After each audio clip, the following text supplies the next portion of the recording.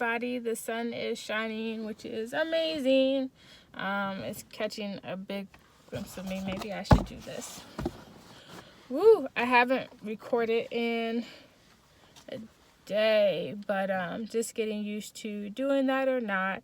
And so wanted to come to you with, hopefully you can ignore this, but wanted to come to you with just some words of encouragement, something I was thinking about even along this bitter journey.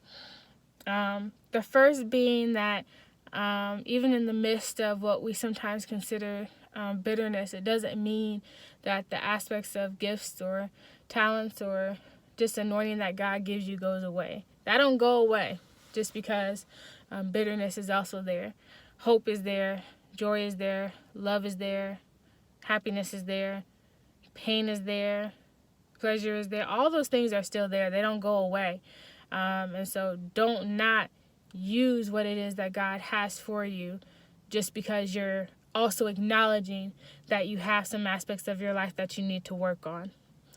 I was a bit discouraged today. I was talking to an older woman at my job, and she had mentioned not understanding Black Lives Matter. And we had a conversation, and I recognized that even with all the knowledge that has been out there, all the information that's been put out there, people are going to believe what they're going to believe regardless. And so it kind of made me wonder, then why is there a need to even try?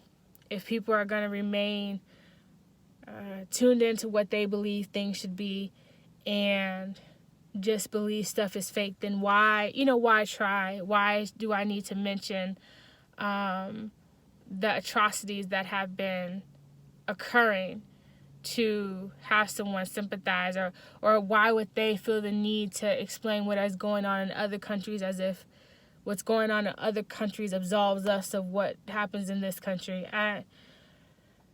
So I was a bit disheartened by that, but then I was reading in this book, and it's not a spiritual book at all. It's literally just a sci-fi fiction book, but it has some very great aspects of it, and it said, don't give up before the miracle. And I just was like, it just has stuck with me. I have lived this life like many. We see, we hear, we feel, we touch, and we rationalize. Things are logic. When things don't work out, then we don't really have a thought as to what it is. And when things do work out, we just kind of take it as it is. But this aspect of believing in miracles, believing in the supernatural, believing in what you can't see, belief, period. But even then beyond that, this idea that there are things that can work out in such a way that you cannot explain. I don't know if I live in a generation that believes in miracles. And when I say generation, I mean culture. And in culture, I mean now. I mean old folks, young folks. I don't know if they believe in miracles.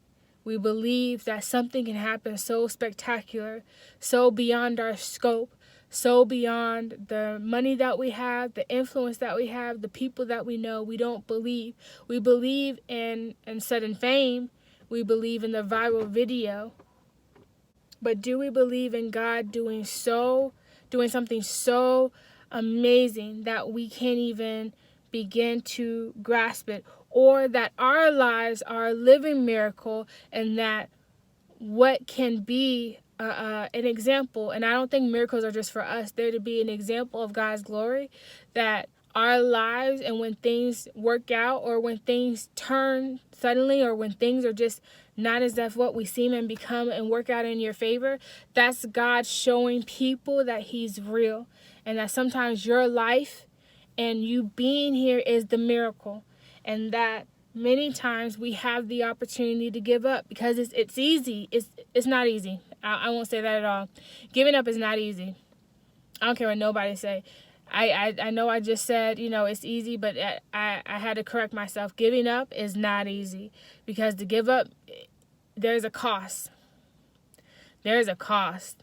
And people don't want to talk about that cost, but it is a cost to walk away. It is a cost to just let it go. It is a cost that can't be explained just in a simple, well, they just gave up. It's more to it than that. And I think I'll take a little bit more explaining that, but that wasn't what I want to focus on for right now.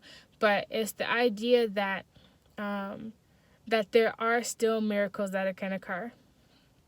There are still things that cannot be explained, and ways and things and mercies and favor and grace and all those things that can happen in your life that God can do, and I believe he can do. And I wonder, in my own life, have I ever asked for a miracle? Have I ever asked God to do something? Have I ever believed God? Not just asking God, but been led to ask God to do something that I could not even comprehend? Have I ever trusted fully in his plan that what I see not be what I believe? And I don't know that for sure. I say that also because I discovered a couple of days ago, and it just blew my mind. I did not know the rainbow was a full circle. I did not know the rainbow was a full circle. I had only seen a rainbow as a half moon. And so how the Weather Channel had explained it was that the rainbow has always been a circle. It's just that when you see it, you can only see it from your perspective.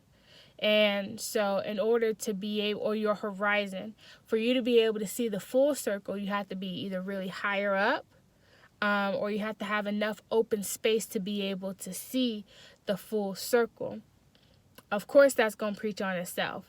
But just this idea that all my life, up until a couple of days ago, all my life, I believed that the rainbow was only a half a moon. That's how I had seen it in pictures. That's how I had seen it in literature. That's how it had been referenced in all types of books and all types of movies, this rainbow being half moon. Never had I seen a reference of a rainbow being a full circle.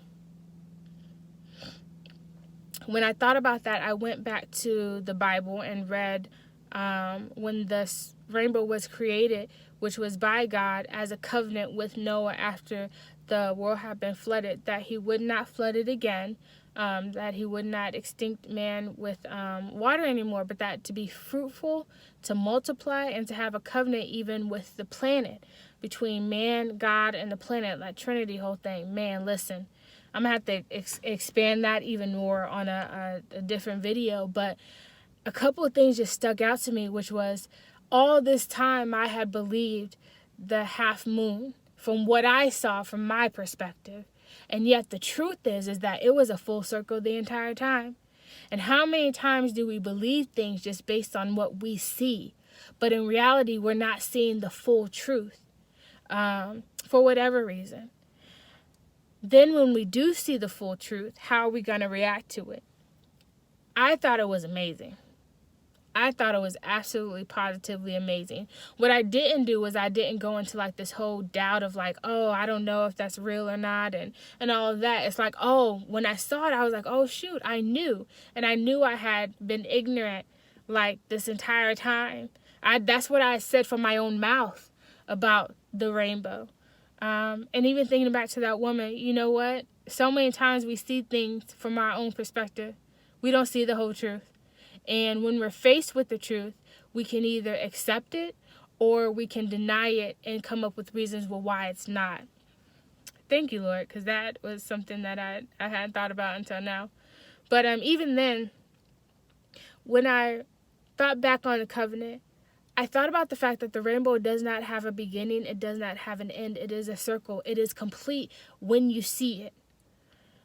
You don't always see the rainbow, but based on the conditions, a rainbow emerges. It's always complete. It's always whole. There's no beginning. There's no end. It just is. And I realized the covenant that God has with man and with the planet and what he created is this idea he never creates anything incomplete. There's never a situation or circumstance that occurs that has already not had the solution worked out. That he's never going to leave you out there and it's not going to work. It is. It's complete. You may not see it. And there have been so many times when I did not see it. I did not see it. And I was like, it's only this.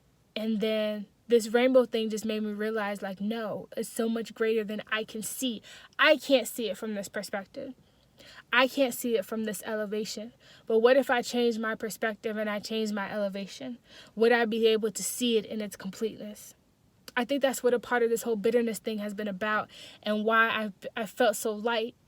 For so many years, I only saw my life through a certain perspective and elevation, and would get frustrated because I felt like it had an end. It had a beginning and an end, and I could never go past the beginning and end. And I didn't realize that the perspective I had was limited and the elevation I had was limited. But by the Lord allowing me to see the truth, allowing me to be able to see bitterness, allowing me to be able to see how it has affected my life, I now have a different perspective and a different elevation. And so I can see fully not just how certain aspects have played in my life, but how God has been working those things out in my life despite my bitterness, despite me not having been able to see it, despite me not having been able to figure it out. Before this, God was still making sure I was still good and things were still complete. Man, like, whew.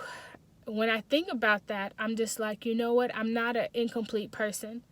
I'm not a half person. I'm not hopefully this don't show up. I'm not a half person. I'm not a limited person. I am what God says that I am. I can do what God says I can do. I can be more than what I have perceived I can be. And that there is more to the picture than even I can understand. And instead of seeing things from a certain perspective, I need to be asking God to to raise my elevation. To give me a perspective that sees the whole rainbow and not just the moon or the portions I can see. And this bitterness thing is a part of that. I love it because this is a part of that. And why I have felt so light. I've literally felt so light because it was the Lord being like, no, sis, this isn't a bad thing. You seeing this about yourself is going to help you to better be able to see the whole thing, and then therefore be able to see my complete work. God is just doing so much amazing stuff. But just wanted to share that perspective with you, just about the elevation and perspective and the rainbow and all those things that are going on and happening. I never know where my eyes should go. Anyway, God is definitely doing an amazing thing, and I just hope that I can continue to share that with you. Yeah. All right, guys. Love you. I'll talk to you later.